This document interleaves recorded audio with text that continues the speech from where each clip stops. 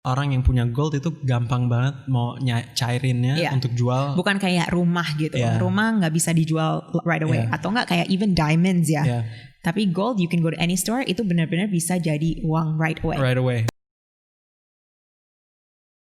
Hey guys, welcome back to Dompet Milenial. Ini Semi bersama Samira, dimana kita bakal ngomongin topik-topik tentang personal finance yang pastinya hot banget untuk milenial dan dalam perspektif milenial juga.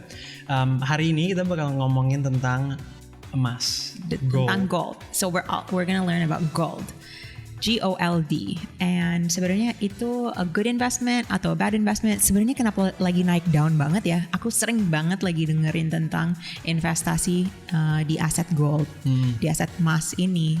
Tapi kayaknya kayak it's super kayak old school gitu, kayak tradisional banget. Kenapa sih orang masih ngomongin traditional. Kenapa nggak udah Bitcoin aja gitu? Bitcoin. Maybe Bitcoin is like the new gold sebenarnya. Maybe our grandchildren will be like, aduh Bitcoin udah kemarin banget.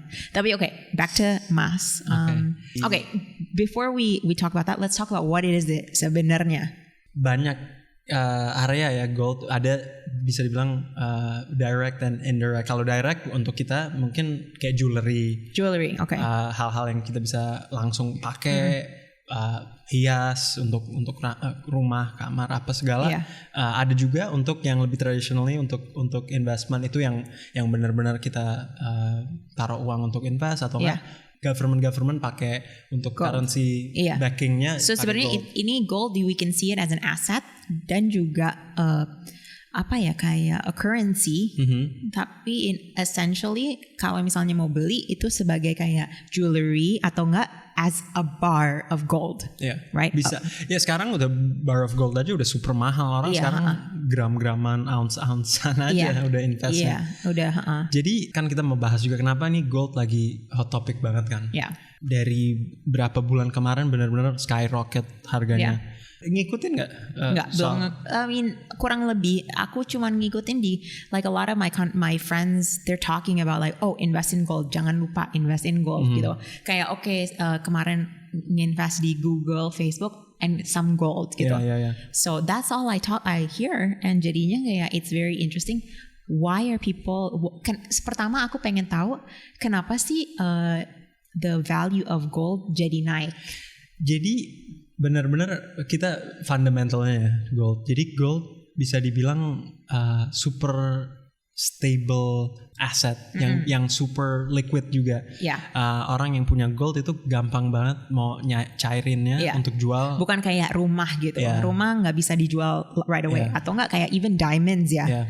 Tapi gold you can go to any store, itu benar-benar bisa jadi uang right away. The second reason is mungkin juga gold is a mineral. It's like a mineral. It's like something you find in nature. So you actually have to mine it.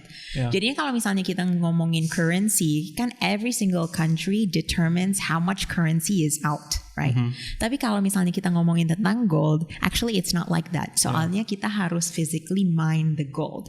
So ada demandnya very limited, actually the supply is limited. Supply, sorry. No worries. So the supply is limited. So kalau misalnya when we look at it, gold mines, just like diamond mines, is less and less gitu. So as we see, ini kayaknya lagi as gold naik down, and as more and more people want to invest in gold, there's less and less of the supply. Jadinya it's natural economics of supply and demand gitu kan. Dan kalau misalnya gold bisa dibilang juga it's such an, kan tadi kita bilang it's traditional, it's old school banget. It's something your grandma invested in, right? Or had invested in gitu. Nah itu jadi psikologinya bahwa kalau gold itu it's always going to be valuable. It's always going to be valuable and it's always going to be safe. Jadinya sebenarnya for conservative investors, gold is a really great option. Tapi while it's a great option, sekarang value-nya naiknya lebih agresif gitu. Jadinya not only is it safe, it's also a very good investment gitu. Tapi tahu nggak kenapa harganya naik? Kenapa harganya naik terus? Karena pas aku ngeliat trend lainnya itu bener-bener setelah Maret 2020. Iya. Dan kita semua tahu lah ya yang COVID. Si Yes. COVID. Jadi orang ngira what's the most safe, liquid and safe asset yang aku bisa invest dan punya untuk ke depan. Kalau misalnya currency di luar negeri USD. And kita, I mean US aja nggak strong kan? This is the strongest currency in the world for many decades gitu. Sekarang it's not. So basically sebenarnya gold itu hubungan dengan currency Amerika tuh korelasinya inverted, which is very interesting. Jadinya kalau misalnya US currency naik, lagi turun, gold naik gitu. So it's actually we're betting against US, which is actually interesting. Gitu. Nah, kalau misalnya kita ngelihat ekonomi di Asia, actually it's stronger, and people are actually buying more and more gold, especially di China and India. So kalau misalnya kita lihat in China and India pada belanja gold, then it will go against US. So that's the relationship kita harus ngerti gitu. Asia lumayan besar, bukan cuma populasi doang, tapi emang demand goldnya. Demand goldnya, I mean it's in Chinese culture, emang it's very one with gold. They believe in it, and sekarang karena China is one of the richest nations juga, and one of the largest producers, follows that trend kan. Dan India juga, I think kalau nggak salah 1/4, like a quarter of the demand. India. I mean, they have it right? Like, and their economy is still booming. Like China is still going. China dictates Southeast Asian economy juga kan. Banyak yang bilang gitu. So selain ngebahas emas and gold, kayak gimana sih orang mau nge-invest? How? Jadi you're a woman. I'm a woman. Yes. Confirm. Confirm. Pasti punya. I do own gold, and I do own gold, but I've owned gold jewelry. But I always tell my husband that it is an investment for sure. Kayak I have seen kalau misalnya aku beli emas waktu sebelum nikah misalnya sama sekarang harganya beda dan jauh bedanya, hampir 2 atau 3 kali lipat. So makanya kalau misalnya mau investasi dengan sesuatu yang mungkin you wanna kayak it's a luxury tapi emang it's a smart luxury, emang gold. Gold and mungkin maybe later on kita bakal ngomongin tentang diamonds tapi sekarang that's a later topic. Tapi untuk beli gold untuk jewelry, that's easily available. It's easily available anywhere, and sekarang juga bisa belanja online, kan? So even on certain apps bisa langsung belanja gold gitu. And yang aku suka tentang gold ini, what you mentioned before, bisa dari ounce ke gram ke kilo kan. Kilo that's the dream. That's a baller. That's a baller. Tapi there's no like you can start small.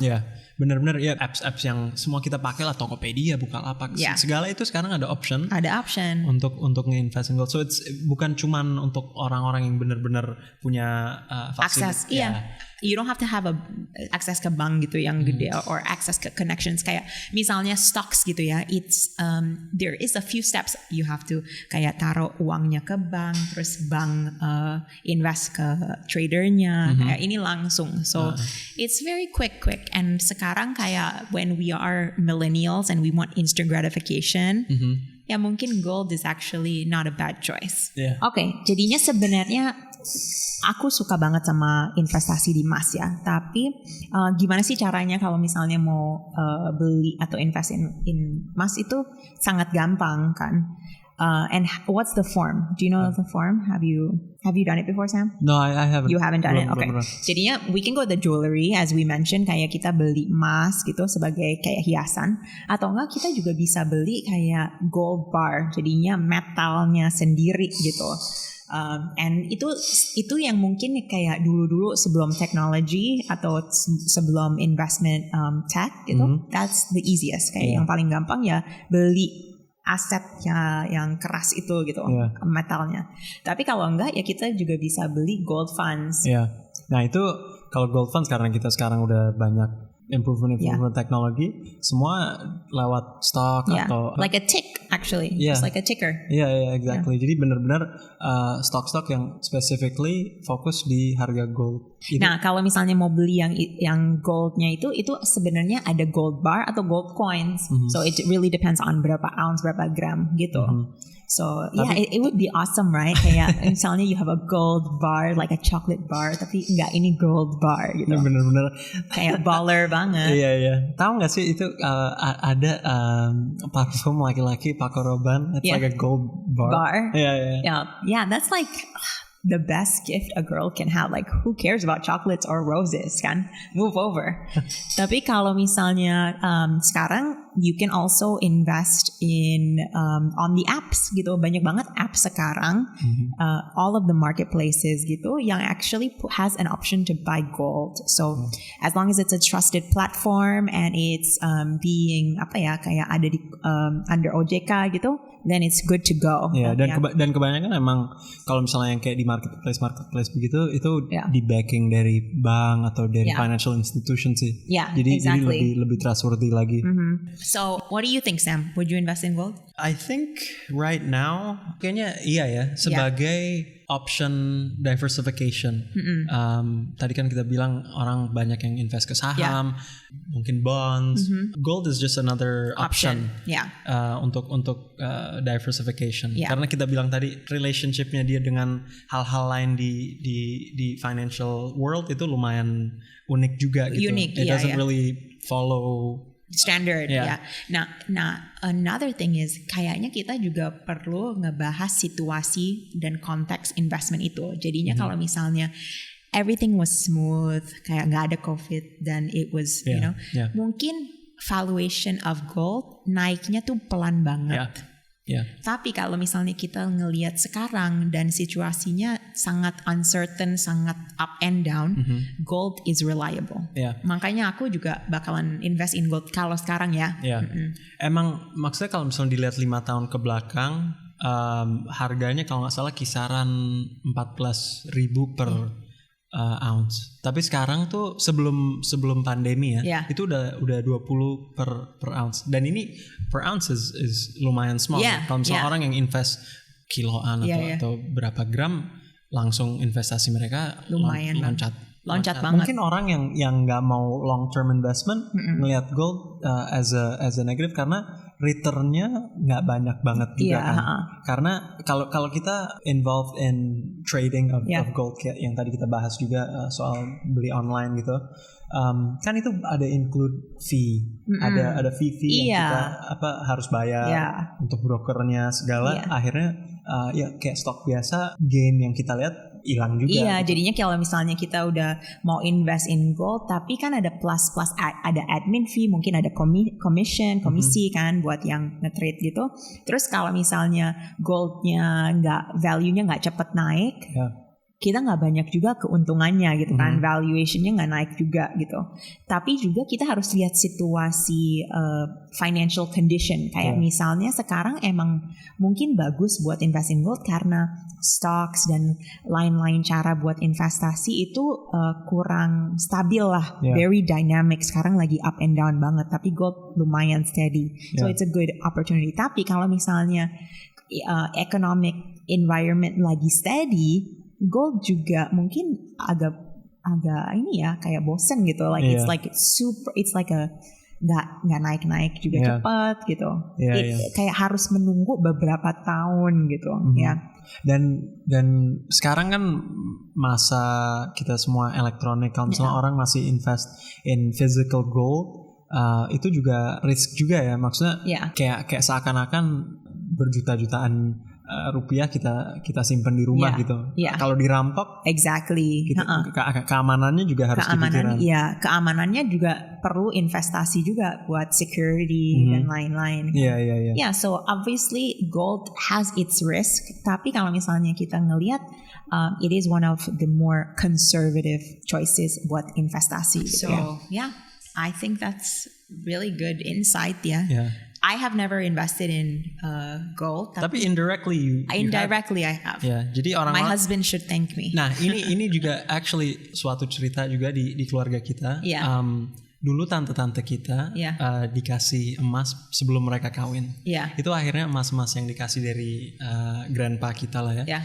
Bisa dibeli untuk rumah, untuk properti. Jadi benar-benar it's a good vehicle untuk kalau misalnya kita mau beli sesuatu. Dan it's a good tradition juga sebenarnya kalau misalnya kita dikasih hiasan atau apa yang we can enjoy while we're young, tapi dengan value yang naik sangat steady while we are mature, itu bisa menjadi sesuatu yang emang kita perluin ke depan gitu ya. That's a sweet story. Alright guys, thank you so much for tuning in. We really enjoy sharing a little bit about our perspective di investasi emas ini. Dan please tune in ya. Untuk the next couple of episodes, please leave your comments atau any questions atau pendapat kalian.